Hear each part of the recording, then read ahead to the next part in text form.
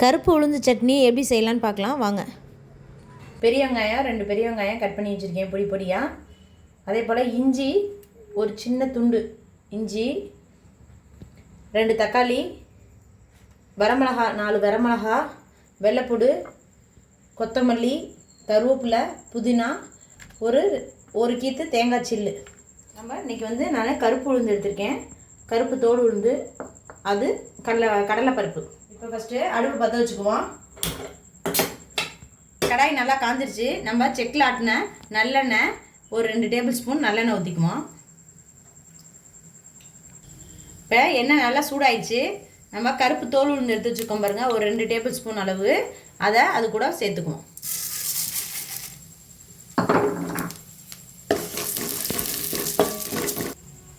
பொரிஞ்சிருச்சு பாருங்கள், நல்லா கலர் மாறிடுச்சு பாருங்கள், நல்லா பொன்னிறமாக.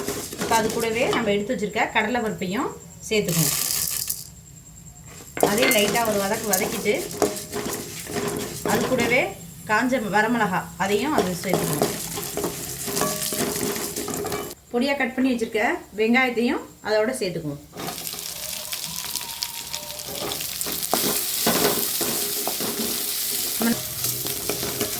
நார்மலாக வெங்காயம் தக்காளி வரமிளகா வதக்கி போட்டு செய்வோம். நீங்கள் ஒரு தடவை இந்த மாதிரி செஞ்சு பாருங்கள், இந்த சட்னி அருமையாக இருக்கும், நல்லா டேஸ்ட்டாகவும் இருக்கும். நல்லா வதங்கிடுச்சு. அது கூடவே தக்காளியும் சேர்த்துக்கணும்.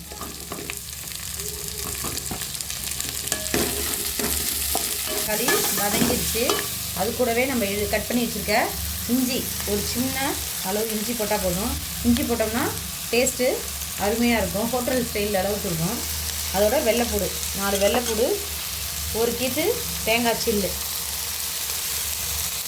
அதோட நல்லா கழுவி வச்சுருக்க புதினா ஒரு கையளவு, அதே போல் மல்லி ஒரு கையளவு, கூடவே கருவேப்பிலை.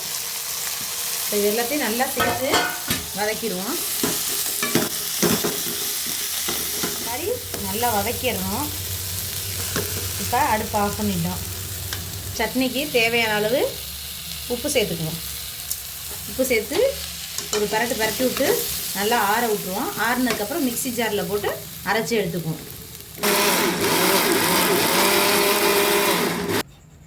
ரொம்பவும் நைஸாக அரைச்சிடக்கூடாது,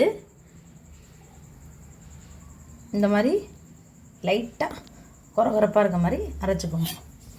இப்போ இதை ஒரு தாளிப்பு போட்டுருவோம். லைட்டாக நல்லெண்ணெய் ஒரு டேபிள் ஸ்பூன் அளவுக்கு நல்லெண்ணெய் ஊற்றிட்டு, எண்ணெய் நல்லா சூடாயிடுச்சு. கடுகு உளுந்தம்பருப்பு போட்டு தாளிச்சுக்குவோம். இப்போ நல்லா கடுகு பொரிஞ்சிச்சு. கூடவே கருவேப்பிலை சேர்த்துக்குவோம். அது கூட நம்ம அரைச்சி வச்சுருக்க சட்னியும் சேர்த்துக்குவோம்.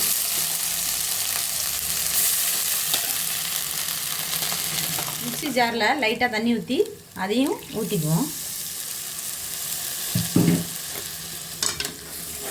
நல்லா ஒரு பரட்டி ஊற்றணும். அவ்வளோதாங்க, அருமையான சட்னி ரெடி.